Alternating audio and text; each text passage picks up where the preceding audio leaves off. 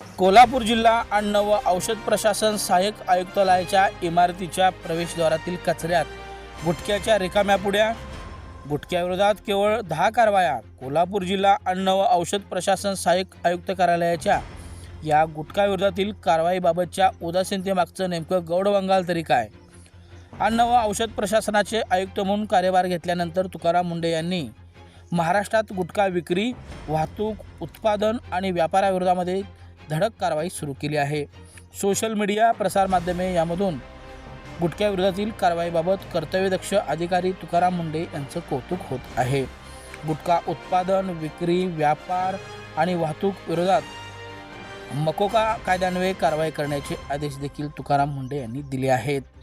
एकीकडे आरोग्यास धोकादायक असलेल्या गुटख्याविरोधात महाराष्ट्रात ठिकठिकाणी धडक कारवाया सुरू असताना कोल्हापूर जिल्हा अन्न औषध प्रशासन सहाय्यक आयुक्त कार्यालयाने केवळ 10 कारवाया गुटख्याविरोधात केल्या आहेत. आश्चर्य म्हणजे कोल्हापूर जिल्हा अन्न व औषध प्रशासन सहाय्यक आयुक्त यांचे कार्यालय असलेल्या इमारतीच्या प्रवेशद्वाराजवळील जिन्यातील कचऱ्यामध्ये गुटख्याच्या रिकाम्या पुड्या पडल्याचं चित्र आहे. यावरून हे कार्यालय गुटखा विक्रीविरोधातील कारवाईबाबत किती उदासीन आहे याचं स्पष्ट चित्र दिसून येतं आहे.